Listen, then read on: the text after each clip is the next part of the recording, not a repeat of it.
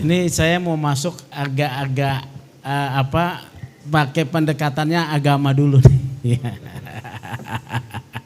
Tapi saya bukan berarti tokoh agama ya.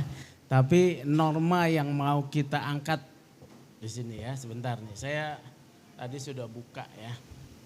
Karena edisi Ramadan ini ya. Ya, tapi ini agamanya agama bukan Islam ya. Ini ada satu kitab suci mencatat ya. Bunyinya seperti ini. Sebab jika kita sengaja berbuat dosa, sesudah memperoleh pengetahuan tentang kebenaran, maka tidak ada lagi korban untuk menghapus dosa itu. Ya. Intinya, jika kita sudah tahu kebenaran, tetapi kita melanggar kebenaran itu, sesungguhnya tidak ada lagi satu proses penghapusan dosa. Karena kita melakukan pelanggaran yang pangkat 2, sudah tahu kebenaran tapi dilanggar. Nah, kebenaran mana kalau misalnya seorang jaksa dalam tugasnya tentu dia bekerja berdasarkan ketentuan-ketentuan hukum. Ada juga norma ini kemudian ditarik menjadi norma dalam KUHAP. Ya. Norma dalam KUHAP itu dalam pasal 108 ayat 3 KUHAP. Setiap pegawai negeri dalam rangka melaksanakan tugasnya yang mengetahui tentang terjadinya peristiwa yang merupakan tindak pidana wajib, nah ini imperatif, segera melaporkan hal itu kepada penyelidik atau penyidik. Jadi norma mengetahui tentang kebenaran ditarik menjadi norma dalam KUHAP menjadi satu perintah atau perintah untuk melakukan penyelidikan dan penyidikan. Tadi Bang Asmi dan juga Bang Fikar sudah menyampaikan. Norma mana yang dia tahu pertama? Pasal 143 KUHAP. Ini kebenaran pertama ya. Bahwa seorang jaksa dalam menyusun surat dakwaan dia harus lengkap dan cermat. Itu norma pertama yang dia langgar nih. Lengkap dan cermat. Ini sudah dilanggar oleh dia. Ketika apa? Ketika tadi dalam catatan yang disebut oleh Bang Asmi di halaman 16 ditemukan adanya catatan-catatan dan kode-kode yang mengarah kepada suap, ya. Dia mengetahui ada satu peristiwa suap tetapi disimpangkan dalam dakwaan kedua menjadi gratifikasi. Dia ini sudah salah, ya. Sudah salah kedua nih ya. Kenapa? Analisisnya begini. Saya membahas yang 915 miliar saja ya. 920 miliar. Dengan pasal gratifikasi, maka dakwaan ini akan stop pada diri Jarof Rikar. Tidak berkembang kepada pihak lain. Apa itu gratifikasi? Gratifikasi adalah pemberian hadiah, gampangnya ya. Pemberian hadiah pada seseorang yang terkait karena jabatannya. Kalau suap itu adalah menerima barang sesuatu untuk berbuat atau tidak berbuat yang bertentangan dengan kewajibannya. Nah ya, uang-uang yang disita ini itu pasti bukan uangnya Jarof Rikar. Pasti. Oh, sekelas Jarof Rikar tidak akan ada yang memberi hadiah dikumpul-kumpulkan menjadi sejumlah 920 miliar dan emas 51 kilogram. Sinyalemen kita dalam pola postur korupsi ada namanya gatekeeper. Gatekeeper itu adalah orang yang menjadi penyimpan dari uang-uang atau pemberian yang haram, kemudian dia menjadi penyimpannya. Ini gatekeeper prinsipnya. Biasanya terjadi dia akuntan, pengacara, ya, atau bagian keuangan. Ini dalam praktek ini adalah model satu sistem hukum di Amerika, ya. Jadi dia penyimpan, ini bukan duit dia. Jadi kalau dengan gratifikasi, artinya saya menduga ini hanya akan berhenti di jar of record. Padahal kebenaran yang diketahui oleh jaksa ini adalah terkait dengan suap sesuai dengan alat buktinya. Jadi itu udah kesalahan kedua, ya.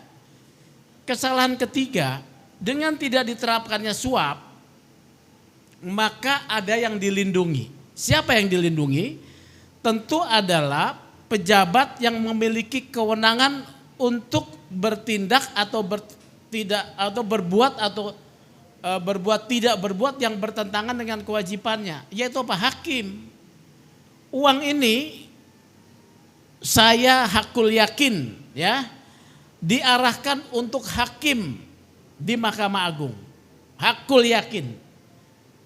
Karena ada indikasi dikatakan adanya catatan-catatan yang mengarah untuk mempengaruhi putusan. Berarti suap nih. Siapa yang memiliki kewenangan putusan? Hakim. Jadi ada yang dilindungi. Menegakkan hukum dengan cara melanggar hukum dan melanggar kewajibannya. Itu pertama, ya. Apa kepentingannya? Kepentingannya kemudian dengan gratifikasi setidaknya ada dua, ya. Yang pertama, kepentingan untuk pejabat yang memiliki kewenangan penuntutan, bisa saja janji-janji tertentu atau bahkan memberikan janji-janji, yaitu terdakwa, ya, dimintakan satu komitmen, ya. Komitmen apa?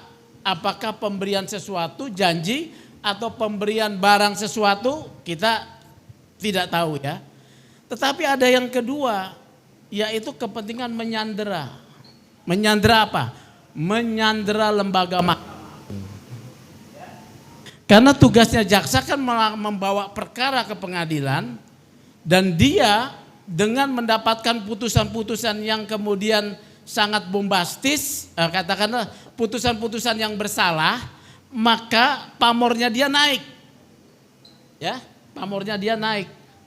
Maka barang-barang bukti, alat bukti, pengetahuan tentang penerapan pasal yang benar tidak diterapkan secara lengkap dan jelas. Apa konteksnya jar of record dengan kemudian Mahkamah Agung? Saya punya satu surat, ya.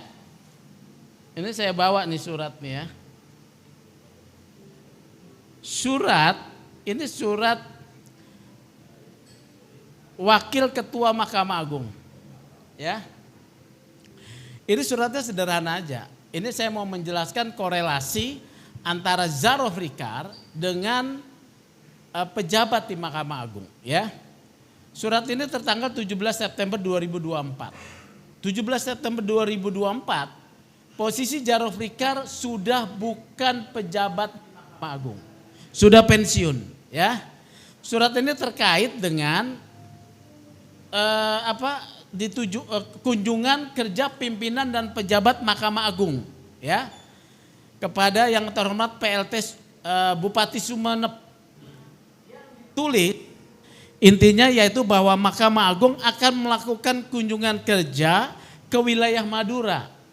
Surat ini ditulis oleh waktu itu seorang bernama Sunarto, Wakil Ketua Mahkamah Agung Republik Indonesia bidang judisial, yang sekarang adalah Ketua Mahkamah Agung, ya.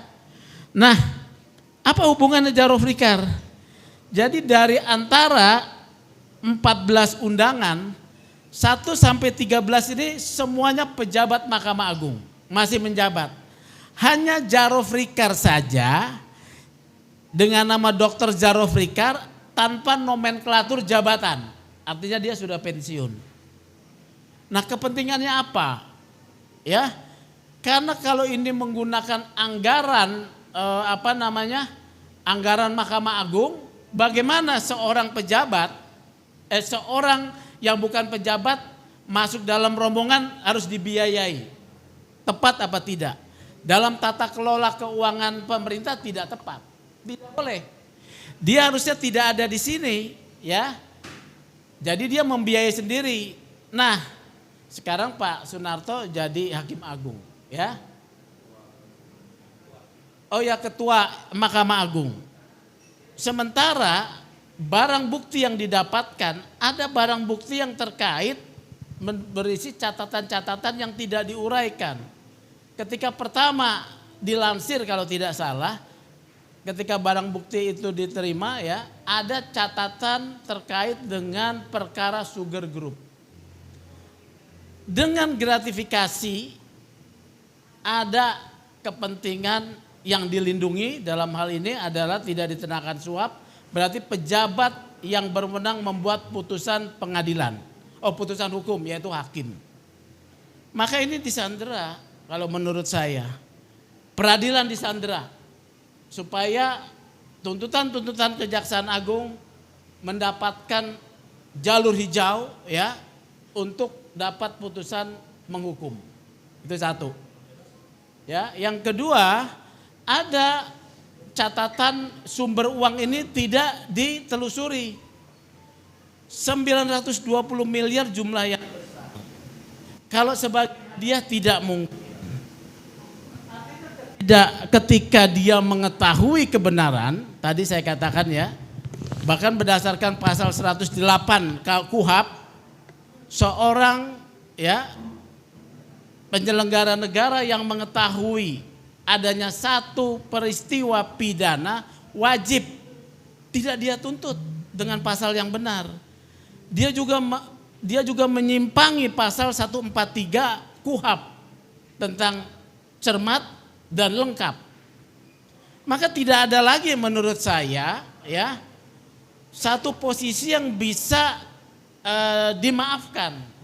Oleh karena itu hanya ada dua, karena tupoksi penuntutan, perencanaan, pengawasan dan pelaksanaan tuntutan di dalam tindak pidana korupsi di Kejaksaan Agung itu menjadi tanggung jawab Jampitsus, dalam hal ini saudara Febri Ardiansah.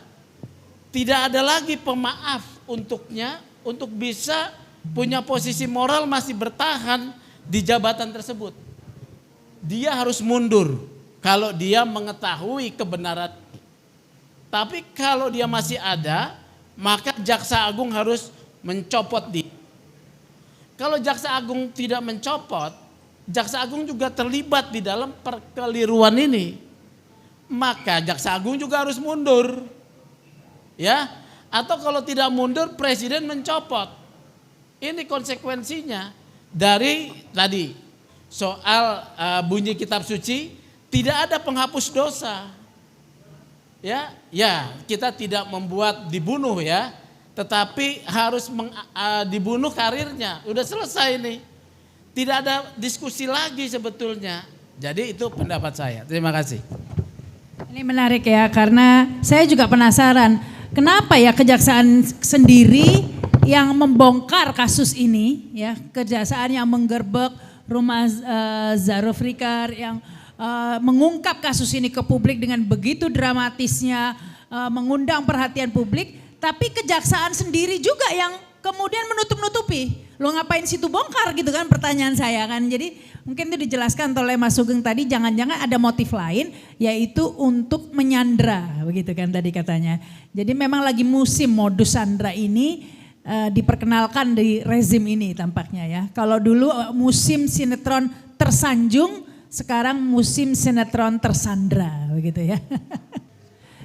Saya melihat, ya, mungkin nasibnya seperti kasus Jaksa Pinangki juga ini, ya.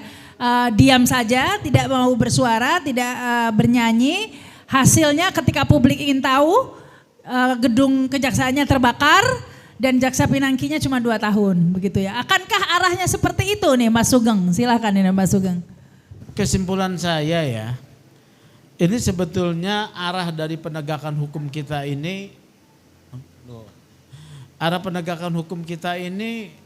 menjadi sangat buram, ya, karena saya menduga Mahkamah Agung disandera.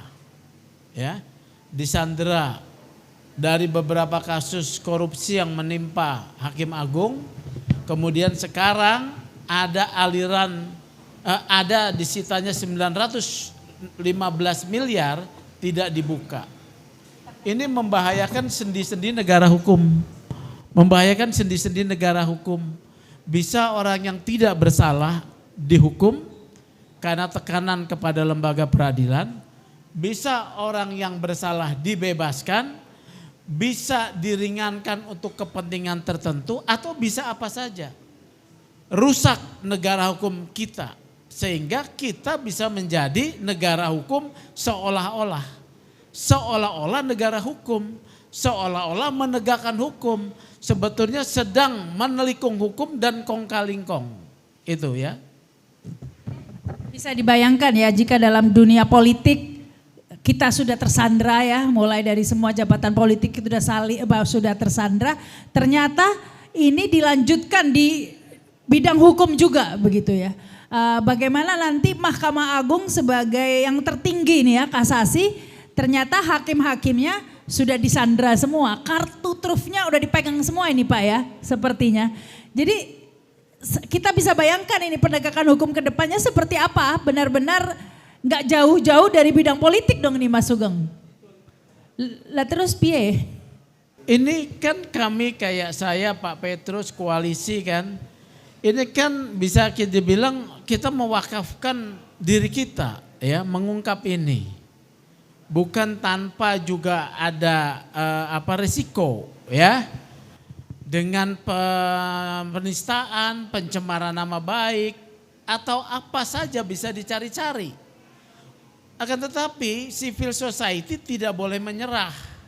Sama dengan mahasiswa ketika melakukan aspirasi menentang sesuatu yang tidak sesuai dengan akal sehatnya. Ya, kita para civil society dalam bidang hukum ya harus terus bekerja. Melakukan, mengingatkan negara, pemerintah, penegak hukum dengan upaya-upaya yang legal. Ya, ini upaya legal nih. Nanti melaporkan, tadi kan Pak Petrus mengusulkan, kita melaporkan ke Kejaksaan Agung, itu tindakan legal. Diusulkan pasal 421, pasal 216, ya kita uji. Jangan kemudian nanti kita ketika mengkritisi kerja seorang pejabat, kita dikatakan menyerang institusi. Walaupun oleh Jaksa Agung kami apresiasi, oh bukan, itu beda antara personal dengan kelembagaan. Nah, Jaksa Agung kita apresiasi dalam hal itu.